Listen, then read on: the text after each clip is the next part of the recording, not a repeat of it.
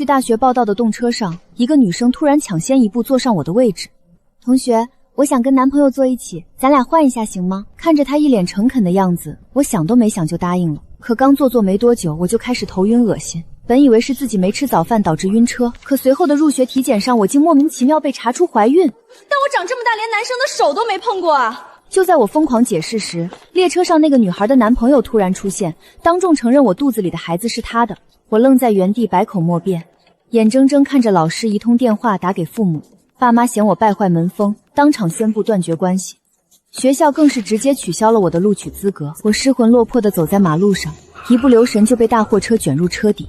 再睜眼，周圍人聲嘈雜，我又回到那節車廂。同學，咱倆換下行嗎？我想跟男朋友坐一起。面前的女孩抓着扶手，大半個身子已經搶先挨上我的座位。聽到這熟悉的請求，我立馬反應過來自己重生了。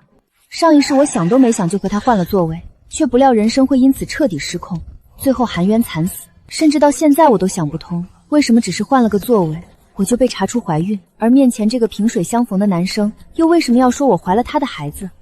見我發愣，同學，你也是去北江大學報到的？聽到這話，我忍不住心跳加速，渾身發冷。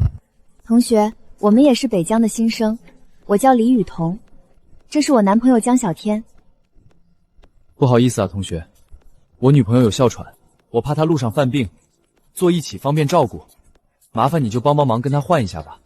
她的位置就在那邊 16C。我順着她手指的方向看過去， 16C 在車廂另一頭，兩個座位相隔甚遠。可既然知道女朋友隨時需要有人照顧，那買票的時候為什麼不搶提前買在一起，反而上車了才來搶別人的座位？不管他們有什麼陰謀，既然悲劇是從換座開始的，那這一世無論如何我都不能再換。可以嗎，同學？見我不說話，李雨桐眼底閃過一絲急切。不換。起來。我面不改色，直接拒絕。李雨桐臉上的笑容頓時僵住，滿眼詫異。就在他再次準備開口時，後邊提行李的乘客不耐煩了：前面怎麼回事？堵在過道幹什麼？換個位置有這麼麻煩嗎？後面都等着呢！叫嚷聲一時充斥在整節車廂，周圍幾個乘客聞言也紛紛轉過頭打量起我。我說姑娘啊，坐哪兒不是坐？李雨桐旁邊的大媽忍不住撇着嘴開口：你們都是一個學校的，換個座位又不會少塊肉，何況人家都這樣說了，哪有不幫忙的道理？你愛幫忙你跟他換，少在這道德綁架我。我一把卸下肩上的書包放上座位，絲毫沒有鬆口的意思。大媽被我怼得一愣，立刻拔高嗓門：你這小丫頭怎么跟長輩說話的？現在年輕人可真沒同情心。讓開，這是我的座。我懶得搭理他，直接轉頭看向依舊賴在我座位上不走的李雨桐。可李雨桐非但沒起，反而眼眶一紅。同學，求求你了，我真的會發病的。我再次強壓着心裡的怒火，準備拒絕，可一旁幾個乘客先看不下了。你怎麼這麼冷血？人家一會兒要是發病，你負得起責嗎？就是，連這點同理心都沒有，你怎麼考上大學？周圍指責聲越來越大，身後乘客更是怨聲載道。一個阿姨甚至攥住我的胳膊，做事就要把我強行扯走。我被拽得腳下打滑，眼看就要離座位越來越遠。嘿，幹什麼呢？過道不許聚眾。乘務員聞訊而來，扒開人群大步走近。乘務員大哥，我真不是故意添亂，我有哮喘，他路上發病，就想跟這位同学換個座，方便男朋友照顧我。可他怎麼都不肯。乘務員看了看李雨桐蒼白的臉，又轉頭看向我。姑娘，出門在外互相體諒，人家確實有特殊情況，也就是換個座位的事兒，你就幫個忙。還沒等我做出反應，周圍幾個乘客便跟着附和。就是乘務員都發話了，趕緊換吧。小姑娘长挺清秀，心肠怎麼這麼硬？上一世那種百口莫辯的窒息感再次湧上心頭。如果現在不換，就是我不講理引發眾怒；可如果去了 16C， 那等着我的就是身敗名裂、萬劫不復。不行，我絕不能拿自己的未來去賭。深吸一口氣後，我逼着自己冷靜下來。乘務員大哥，16C 那個座位有問题。這話一出，乘務員立刻皺緊眉頭，明顯是覺得我在無理取鬧。小姑娘，發車前每個座位都是嚴格打掃過的，不可能有。那就麻煩您再當着我的面檢查一下吧。乘務員見我態度堅定，只能答應。李雨桐和江小天眼神交匯，似乎有些緊張，他們鬼鬼祟祟的樣子更加堅定了我的猜想。我就不信一個什麼都沒有的座位能讓我憑空懷孕。一會兒只要隨便查出點什麼，我就有理由告他們陷害。乘務當着所有人的面把 16C 的坐墊掀開，裡裡外外翻了個遍，然後又用手電筒仔細檢查了拷貝縫隙和腳下。可檢查一通結束，所有地方都乾乾淨淨，甚至連一絲劃痕都沒有。我愣在原地，一時語塞。那上一世我到底是怎麼懷孕的？見鬼了嗎？乘務員拍了拍手上的灰，語氣明顯不耐煩起來。我渾身發抖，卻仍咬牙堅持。座位沒問題，但不代表我換過去沒問題。看清没？什麼都沒有。你這小姑娘疑心病怎麼這麼重？現在能換了嗎？不行！我不信什麼怪力亂神，一定是李雨桐和江小天在這趟車上布了局。見我一副油鹽不進的樣子，乘務員也懶得糾纏。行，自願原則，咱們不強求。說完，他又轉頭看向李雨桐。姑娘，她實在不願意，我也沒辦法。這樣，你把身份證給我刷一下，我看看其他車廂還有沒有連在一起的空座，盡量幫你們協調一下。李雨桐肉眼可見地鬆了口氣，立馬把自己的身份證遞過去。見乘務員拿出檢驗機，我緊繃的神經終於放鬆下來。只要不讓我坐 16C， 隨便他們去哪兒。可下一秒，乘務員突然大喊一聲：“等等！”他猛地抬頭盯着李雨桐，又看了看我放書包的座位。你叫李雨桐是吧？是啊。乘務員把机器往他前面一亮。你原本的座位就是 08A 啊！這話一出，我懵了。乘務員轉過頭，目光直刺向我。你的身份證呢？拿出來我看看。我手忙腳亂地掏出身份證遞過去，可乘務員刷完直接炸了。你這姑娘是不是腦子有問題？你自己看看，你的座位是哪兒？我看向屏幕，可上面竟赫然顯示陳小魚，座位號 16C。腦子裡瞬間嗡的一聲，不可能！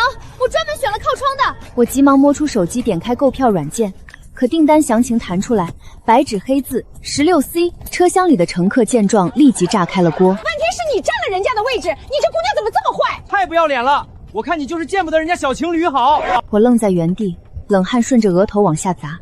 怎麼會這樣？難道真的是我記錯了？難道上一世我的遭遇跟換座根本沒有關係？可如果是這樣的話，不对！我猛地抬起頭，死死盯住李雨桐。等等，既然 08A 就是你的位置，那你刚才為什麼不直接核對車票把我趕走，而是提議跟我換座？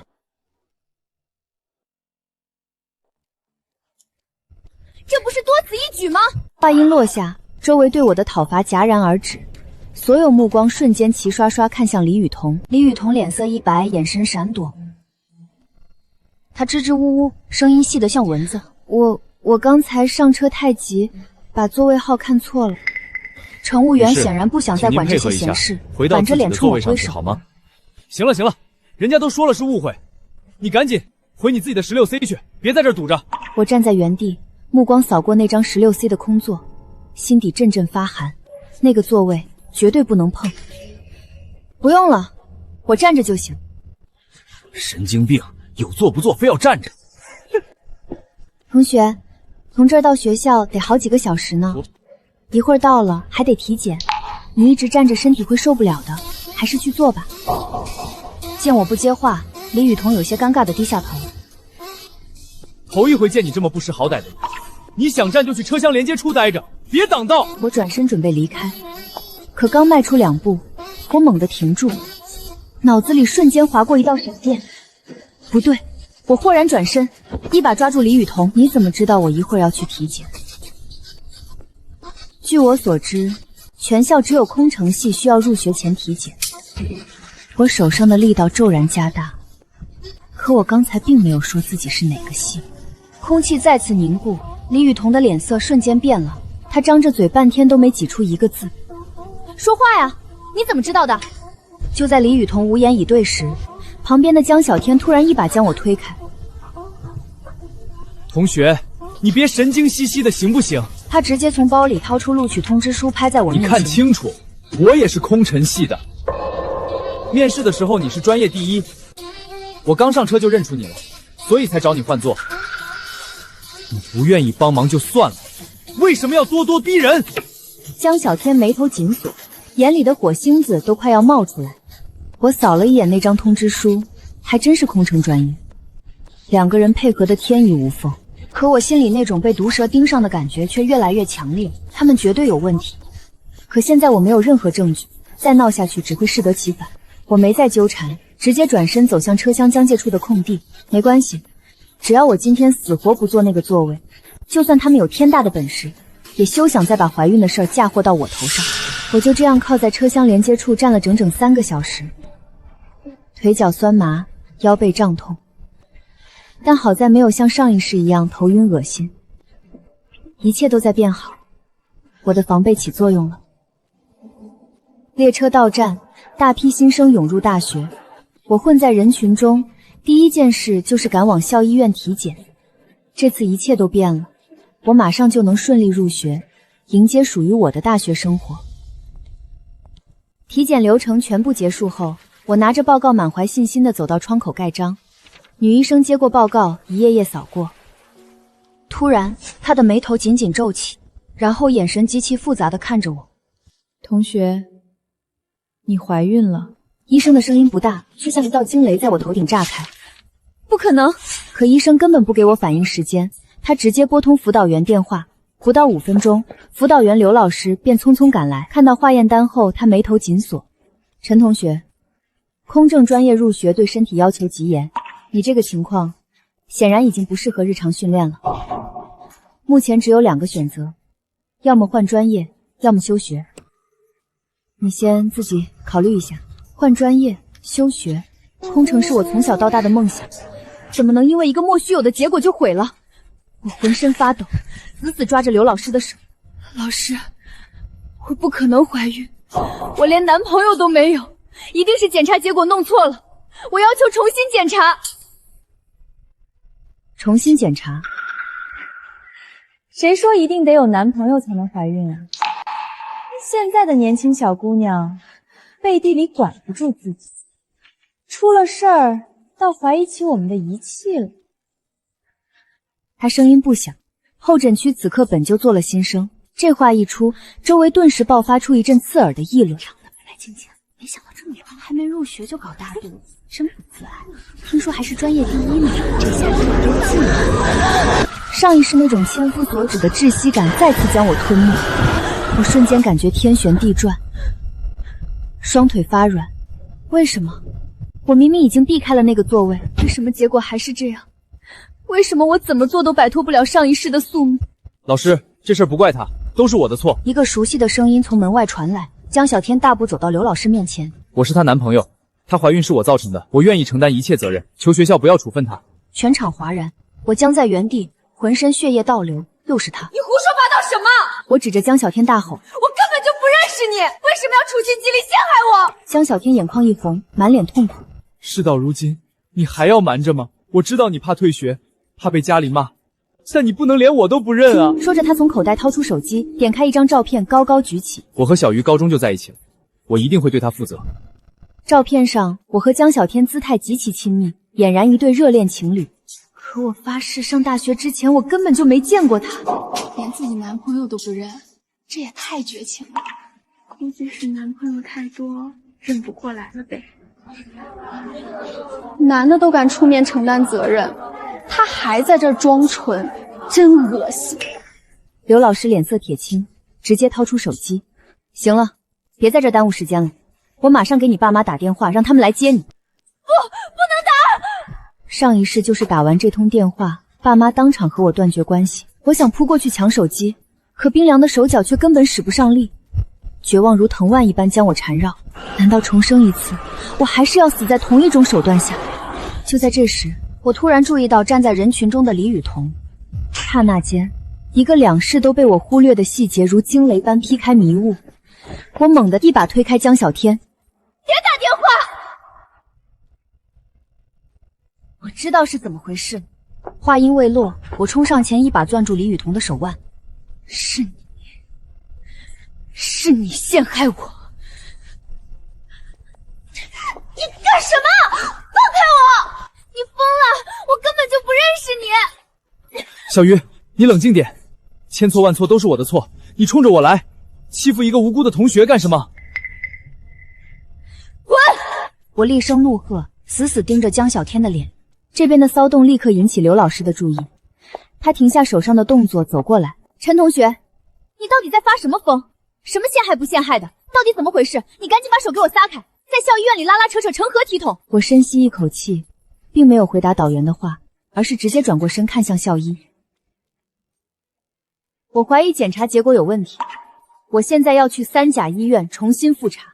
校醫瞬間炸了。這位同學，我告訴你，結果絕對不可能有問題。校醫院的機器是今年才換的，你就算去3甲醫院查100遍、1000遍，結果也絕對是懷孕。是，我相信機器的確沒問題。我往前逼近一步，目光如炬。但這份打印出來的報告有問題。你這是在惡意污衊，我們有什麼理由給你的結果造假？什麼理由造假？看着對方極力狡辯的面孔，一陣錐心的痛楚在我胸腔裡翻湧。上一世在校醫院查出懷孕後，我整個人都嚇傻了，恐懼和羞恥瞬間奪走了我所有的思考能力。我完全沒有想到要複查，甚至愚蠢的以為只要我沒有做過，只要我極力解釋，老師和學校就一定會查明真相，還我清白。可是我錯了，大錯特錯。這次我絕不會再做那個任人宰割的羔羊。陳同學，不要再給自己找借口了。你自己犯了錯，不僅不反省，反而在這裡胡攪蠻纏，誣陷同學，甚至污衊校醫造假，簡直是不可理喻。懷孕就是懷孕，你男朋友都承認了，就算去外面的醫院檢查多少次，結果也是一樣。是嗎？既然你們一口咬定我懷孕了，你要幹什麼？劉老師看到我的動作，臉色陡然一變。我沒有理他，而是直接在屏幕上按下3個數字。接線員的聲音迅速從揚聲器裡傳出來：同志，我要報案，大學內有人對女學生實施惡性人身侵害，請警方立刻到場處理。10分鐘後，一名同志帶着一名醫生大步從門口走來，帶隊同志目光如炬。是誰報的案？嫌疑人在哪兒？同志，是我報的案。我走上前，平靜地指向江小天。我入學體檢查出懷孕，他當眾承認我肚子裡的孩子是他的，但我根本不認識他。如果我真的懷孕了，那只有一種可能，他對我實施了惡性人身傷害。你胡說！我什麼時候傷害你了？立刻給受害人做加急檢測。10分鐘後，女法醫拿着報告單走出隔間，結果出來了 ，HEG 指標完全正常，沒有任何妊娠跡象。這份報告是偽造的。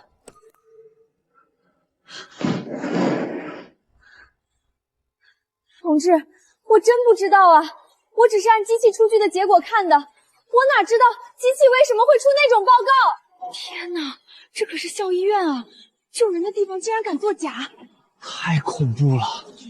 要是今天沒報警查清楚，陳小魚一輩子不就徹底毀在這一張假報告上了？虧我們之前還那麼信任校醫院，這裡面竟然全是貓膩。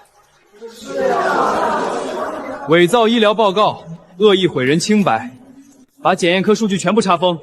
校醫江小天，全部回局裡接受調查。眼看民警掏出銀手銬，江小天一臉驚恐地望向躲在人群後面的李雨桐。李雨桐眼眶一紅，突然發瘋般衝開人群。求你們別抓他，這一切都是我做的。他緊緊攥住江小天的袖子，淚如雨下。這一切都是我做的，是我嫉妒他。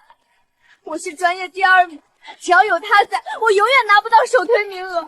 所以我偽造報告讓江小天幫我一起演戲，就是想讓他身敗名裂，被學校開除。真相大白，圍觀者無不譁然。都帶走。就在這時，我緩緩上前一步，江小天和李雨桐一臉驚詫地看向我。同志，等等，就憑你們2個學生，就能在校醫院的機器上作假，甚至買通動車上的工作人員來配合你們演戲。全場跪下！這件事沒那麼簡單，真正的幕後黑手另有其人。大廳瞬間裡鴉雀無聲，所有人的目光都匯聚在我身上。警察眉頭緊鎖，原本準備收隊的動作也停了下來。我轉過身，一字一頓開口：同志，李雨桐只是個大一新生，他就算有嫉妒心，又怎麼可能有那個通天的本事提前打通動車乘務員的關係？李雨桐慘白着臉癱在地上，连连摇頭。那只是巧合。巧合？我冷笑一声。那乘务员跟刘老师認識也是巧合嗎？話音落下，我猛地轉頭盯着輔導員。劉老師，如果我沒記錯的話，3年前你帶過一節空唱班，那個班的同學畢業後剛好就分配到了那條動車線，對吧？輔導員劉老師的身體劇烈地晃動了一下，但他依然強撐着鎮定。你胡說八道！我帶過的學生千萬，我怎麼知道誰在哪個崗位？你當然知道。我掏出手機，點開劉老師的朋友圈，展示給警察看。這是你3年前的朋友圈，你發的畢業照裡，第3排從左往右數第6個男生，就是今天動車上那個乘務員。空氣在這一刻徹底凝固。警察接過我的手機，神色嚴厲地看向輔導員。既然你們是師徒關係，那請你解釋一下，為什麼這起有預謀的陷害事件中，會有你的學生參與？輔導員劉老師的身體劇烈地晃動了一下，但他依然強撐着鎮定。你胡說八道！我带過的學生那麼多，怎麼可能個個都記得？我盯着他，一字一句地開口。那你不記得他，為什麼他卻記得你？說完，我轉頭看向警察。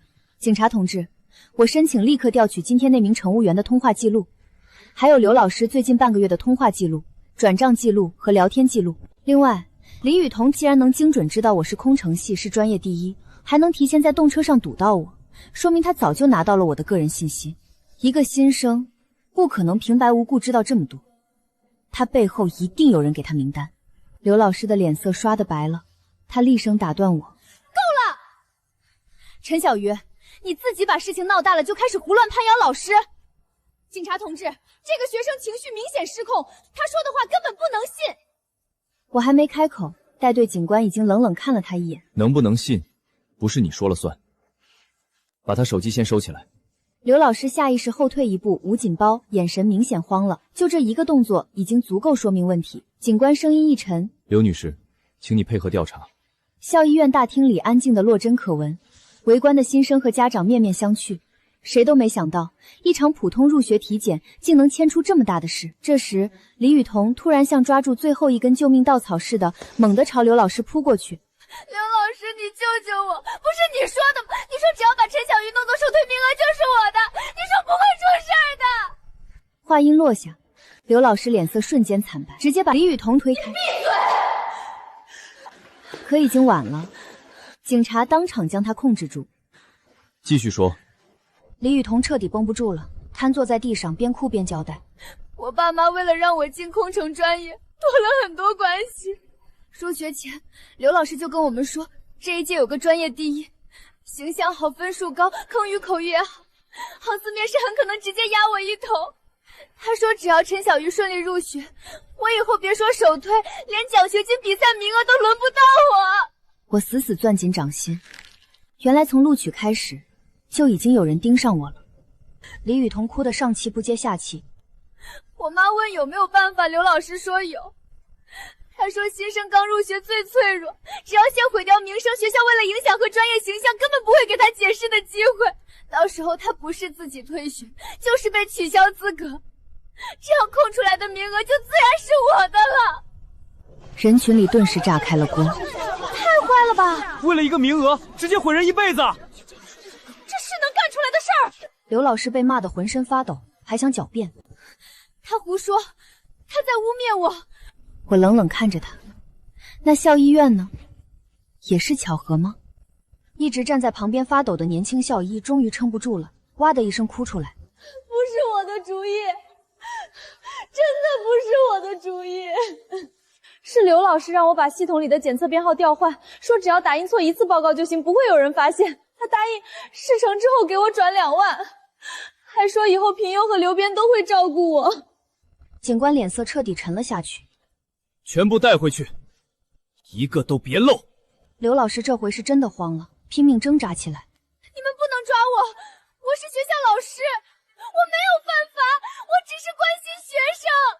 警官直接打斷他。偽造醫療結果，洩露學生隱私，惡意構陷，你還是留着話等會兒再說吧。他雙腿一軟，整個人癱了下去。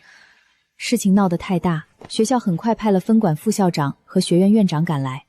副校長一見警察都在，臉都青了。院長接過警方初步情況說明，越看臉色越難看，最後直接当着所有新生家長的面沉声開口：陈小鱼同学，你今天遭受的一切，學校一定會給你一個交代。在警方調查結果出來之前，空乘專業保留你的全部入學資格。另外，學校會立刻成立專項調查組，對輔導員劉某、校醫院相關人員以及信息洩露問題進行全面徹查。我看着他，半天才說出一句：我要的不只是保留資格，我要公開澄清，我要所有造謠和陷害我的人當着全校的向我道歉。院長沉默2秒，鄭重點頭：可以。當天下午，學校官網和官微同步發布通報。經核查，空乘專業新生陳小魚同學入學體檢懷孕結果係人為篡改，相關信息嚴重失實。學校對陳同學所受名譽損害深表歉意，並保留追究相關人員法律責任的權利。緊接着，第2份通報也發了出來，輔導員劉某停職接受調查，校醫院涉事醫生停崗處理，相關工作人員移交公安機關。晚上，警方那邊也出了初步警情通報，江小天、陳雨桐一3人因涉嫌偽造證據、誹謗、侵犯公民個人信息被依法刑拘，而那名列車乘務員也因為參與配合陷害、故意擾亂公共秩序，被鐵路部門停職並立案調查。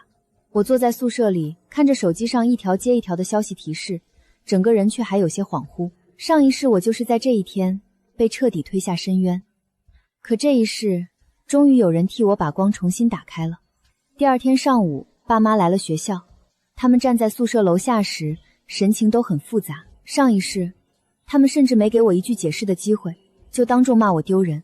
而這一世，因為真相查得快，他們還沒來得及被人牽着鼻子走。我媽眼睛通紅，一見到我就掉了淚。小魚，媽媽昨天看到老師電話，差點以為……她聲音哽住，再也說不下去。我爸站在旁邊，嘴唇動了動，半天才低聲說：是爸不好，爸當時第一反應不是信你。我看着他們，心裡那口堵了2世的氣忽然慢慢散了。我沒有像上一世那樣被他們親手推開，這一世我終於來得及保住自己，也來得及保住這個家。1周後，警方調查結果正式出來，整件事的鏈條被徹底查清。李雨桐家長為了讓女兒拿到北江大學專業的優質培養資源，私下向輔導員劉老師行賄8萬元。劉老師收錢後，提前將新生名單、照片、專業成績透露給李雨桐。李雨桐和江小天依照他的安排，在動車上故意接近我，製造接觸和熟識假象，方便後續坐實戀愛關係。列車乘務員收了劉老師前學生的人情和好處，在現場故意偏幫李雨桐，煽動車廂乘客情緒。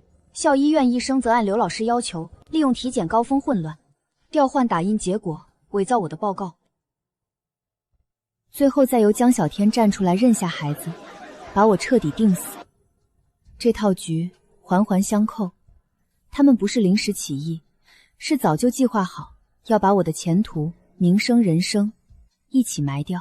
結案那天，學校召開了全院通報大會，禮堂裡坐滿了老師、學生和家長。院長親自上台宣讀處分結果：輔導員劉某師德敗壞，嚴重違紀違法，予以開除處分，並移送司法機關處理。校醫院醫生周某予以辭退，吊銷相關職業資格，建議已提交主管部門。學生李雨桐取消入學資格，記入誠信檔案，終生不得恢復錄取。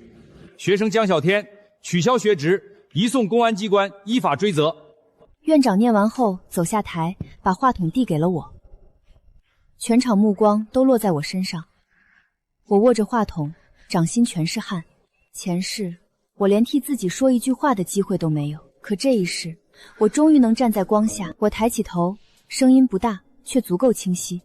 我今天站在這裡，不是為了原諒誰，是想告訴所有人，被污衊的時候，不要急着自證清白，也不要因為別人一句話就先懷疑自己。你沒做過的事兒就不是你的錯。真正該羞愧的是那些躲在規則後面，拿別人的人生換自己利益的人。禮堂裡安靜了幾秒，隨後響起雷鳴般的掌聲。我看見第一排的爸媽紅着眼眶站起來，為我鼓掌。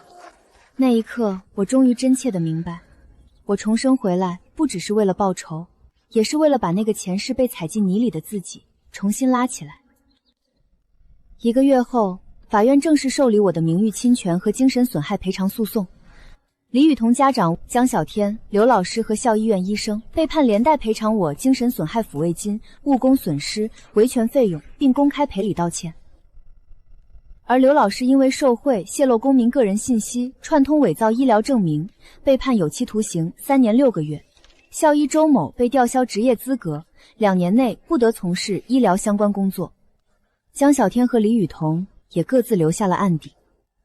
他们原本想毀掉我的未来，到頭來，先毀掉的卻是他們自己。開學軍訓結束那天，我拿到了航司新生訓練營的第一批推薦名單，名單第一個就是我。陽光穿過教學樓，照在那張紙上。我站在風裡，忽然想起前世那個倒在馬路邊、滿心絕望的自己。如果他能看見今天，大概也會替我高興吧。我把推薦表仔細折好，輕聲說：“這一次，輪到我飛了。”風吹起額前的碎髮，像在替我告別那段灰暗的過往。身後傳來腳步聲，是爸媽。他們沒有說話，只是安靜地走到我身旁，陪我一起看向教學樓外那片遼闊的天。許久，媽媽輕輕握住我的手，掌心溫熱。